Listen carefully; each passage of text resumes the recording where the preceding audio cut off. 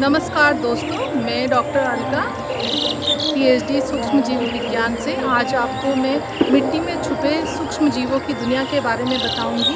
ये साधारण सी दिखने वाली मिट्टी असल में साधारण नहीं होती है। इसमें असंख्य संख्या में सूक्ष्म जीव होते हैं और उनका एक जीवन प्रणाली चल रहा है। और ये सूक्ष्म जीव हमारी मिट्टी और जो हमारी फसल है उसको स्वस्थ बनाए रखने में काफ़ी मददगार होती है। तो आजकल हो क्या रहा है कि ज़्यादा रासायनिक खाद और पेस्टिसाइड और हर्बिसाइड यूज़ करने की वजह से होता क्या है कि वो जिस चीज़ के लिए यूज़ हो रहा है वो तो मर ही रहा है, बाकी जो हमारी मिट्टी में सूक्ष्म जीव प्रेजेंट है वो भी उससे मर रहे हैं। तो इससे क्या हो रहा है कि हमारी जो मिट्टी है उसकी फर्टिलिटी धीरे धीरे कम होती जा रही है। तो हमें आगे आने वाली पीढ़ियों के बारे में सोचना होगा कि अगर हम इसी तरीके से लंबे समय तक रासायनिक खादों का और पेस्टिसाइड का यूज़ करते रहे तो हमारी मिट्टी की फर्टिलिटी बहुत कम हो जाएगी और हम आने वाली पीढ़ियों के लिए कुछ नहीं छोड़ के जाएंगे।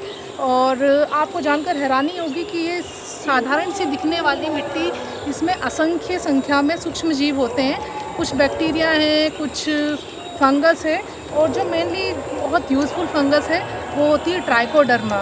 ट्राइकोडर्मा एक ऐसी फंगस है जो अन्य जो रोग कारक फंगस हैं उनको रोकने में काफ़ी मददगार होती है। और आपको जानकर हैरानी होगी कि जो मार्केट में बिकने वाले फंजीसाइड है उसमें से 60% जो फंजीसाइड बनते हैं वो ट्राइकोडर्मा से ही बनते हैं। तो मैं ये बताना चाहती हूँ कि आपको, मैं ये नहीं कह रही हूँ कि ट्राइकोडर्मा लाके आपको अपने खेतों में डालना होगा। मैं बस इतना बताना चाहती हूँ कि अगर आप कुछ उपाय करें, जैसे कि अपनी एक फसल के बाद आप अपना ढेंचा लगा दिया या कुछ मूंग लगा दिया, तो उससे क्या होगा कि हमारी मिट्टी की जो उर्वरा शक्ति है वो बनी रहेगी और जो उसमें उपस्थित सूक्ष्म जीव है वो बने रहेंगे। तो हमें उनको बचाने का बस इतना प्रयत्न करना है कि हमें कम से कम रासायनिक खादों का प्रयोग करना है जिससे कि उनका जीवन प्रणाली मिट्टी में चलती रहे। और जो ये ट्राइकोडर्मा है ये बहुत यूज़फुल फंगस है। जैसे कि ये हमारा, आपने देखा होगा कि जंगलों में बड़े बड़े वृक्ष और छोटे छोटे पौधे बड़े अच्छे से और स्वस्थ और हरे रहते हैं और सालों साल खड़े रहते हैं। तो क्या उन्हें कोई खाद या कोई पेस्टिसाइड डाल रहा है? नहीं, उनको कोई कुछ नहीं डाल रहा है। वो इन्हीं सूक्ष्म जीवों की वजह से अच्छे से और स्वस्थ खड़े हैं और सालों साल खड़े रहते हैं। क्योंकि आपको जानकर हैरानी होगी, जो ये ट्राइकोडर्मा एक फंगस है ये रोग कारक फंगसों को ही नहीं रोकता है। ये जैसे कि सूखा पड़ने पर या फिर बाढ़ आने पर जो स्ट्रेस उत्पन्न होता है पौधे में, उससे भी उसको बचाता है। तो ये कितना यूज़फुल है ये फंगस। और मेरा तो शोध इसी पे रहा है। तो मैंने अपने आसपास की जो मिट्टी है उसमें से ही मैंने ट्राइकोडर्मा को आइसोलेट किया था। तो मैं ये कुल मिलाकर ये बताना चाहती हूँ कि हमारी मिट्टी में ये चीज़ें स्वतः प्रेजेंट है, प्राकृतिक ने इनको हमें दिया है नेचर को बैलेंस करने के लिए। तो बस हमें इतना करना है कि हमें इनको बचाए रखना है।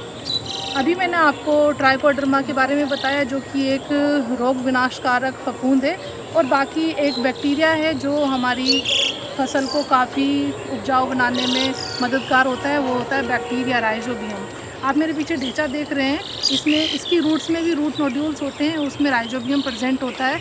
और हमारी जो वायुमंडल है उसमें 78% नाइट्रोजन है, परंतु नाइट्रोजन हमारे पौधे डायरेक्ट नहीं ले सकते हैं। तो ये जो बैक्टीरिया है राइजोबियम, ये उस नाइट्रोजन को विभिन्न रूपों में परिवर्तित करता है जिससे कि हमारी जो मिट्टी की उर्वरा शक्ति वो बढ़ती है, उसमें नाइट्रोजन स्थिर होता है। इसको इंग्लिश में नाइट्रोजन फिक्सेशन या फिर नाइट्रोजन स्थिरीकरण भी कहते हैं।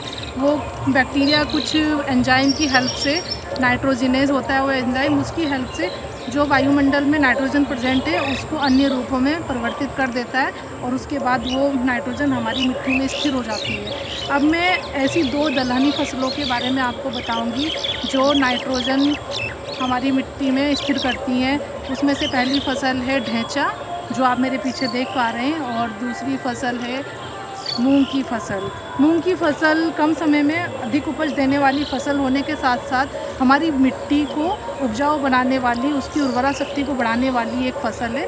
तो सभी किसानों को अपनी क्रॉप रोटेशन में इन दोनों फसलों को लगाना चाहिए जिससे कि मिट्टी की उर्वरा शक्ति बनी रहे और हमारी मिट्टी जीवंत बनी रहे, क्योंकि ये जो बैक्टीरिया है ये हमारी मिट्टी के लिए बहुत ज़रूरी है। अगर आपको मेरी वीडियो अच्छी लगे तो मेरे चैनल को सब्सक्राइब करें और बेल आइकन को दबाएं कि ताकि मेरी जो भी नई वीडियो है वो आप तक पहुंच पाए और मैं आपको जो भी जानकारी है मैं आपको दे पाऊँ।